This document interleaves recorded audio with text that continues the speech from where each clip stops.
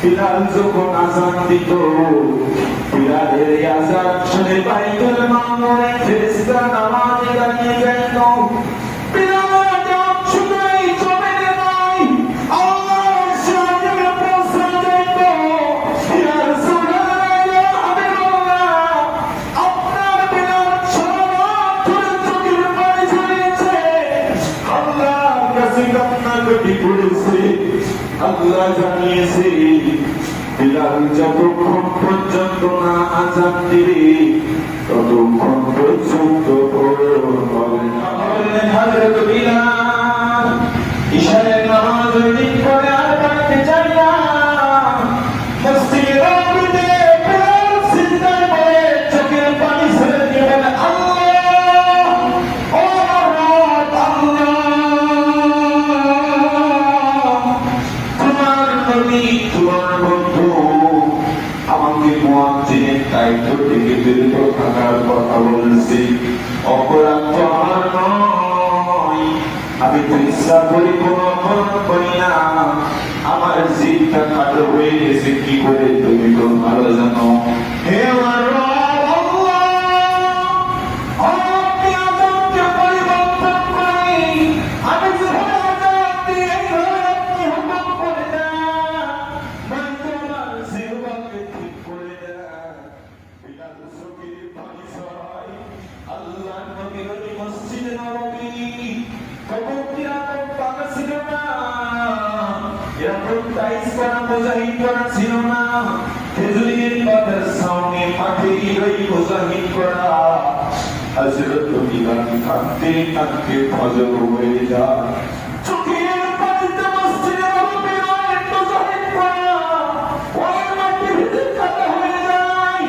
আমার দরবারে দুঃখ, হযরত বিলাল যেমন আহ্বান জানায়, নতুন মুয়াজ্জিন যখন ফজরের আযান দেয়, ফজরের আযান দেওয়ার পরে নামাজের টাইম যখন হয়ে যায়, তেমন জানি আর টাইমের জায়গায় সেই টাইম আসে না। কেমন জানি আর সুবহে সাদিক হয় না, কেমন জানি আর পরিষ্কার হয় না। সাহাবীরা নবী করিম সাল্লাল্লাহু আলাইহি ওয়াসাল্লাম বসে আছে। যখন বসে থাকলে জিবরাইল আসলো, ইয়া রাসূলুল্লাহ, ইয়া হাবিবাল্লাহ, এখনো পর্যন্ত কেন আপনি নামাজ পড়েন নাই? নামাজের সময় কি হই নাই? আজ কি মসজিদে নববীতে আযান হই নাই?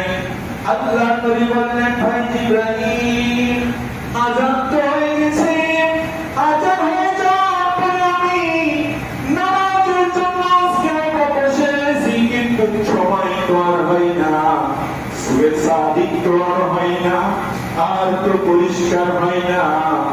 জিবরাইল বলে, ইয়া রাসূলুল্লাহ, ইয়া হাবিবাল্লাহ, এইভাবে অন্ধকার যতক্ষণ পর্যন্ত না বিলাল আযান দিবে ততক্ষণ পর্যন্ত, কিয়ামত পর্যন্ত আর সূর্য উঠবে না, আর আলো হবে না। জিবরাইল বলল, ইয়া রাসূলুল্লাহ, ইয়া হাবিবাল্লাহ, বিলাল যখন আযান দিত, বিলালের আযান শুনে বাইতুল মামুরে ফেরেশতা নামাজে দাঁড়িয়ে যেত। বিলালের আযান শুনেই জমিনে নাই আল্লাহর শানে পৌঁছে যেত। ইয়া রাসূলুল্লাহ, ইয়া হাবিবাল্লাহ, আপনার বিলাল সারারাত ধরে চোখের পানি ঝরিয়েছে, আল্লাহর কাছে কান্নাকাটি করেছে। আল্লাহ জানিয়েছে বিলাল যতক্ষণ পর্যন্ত না আযান দিবে ততক্ষণ পর্যন্ত হবে না।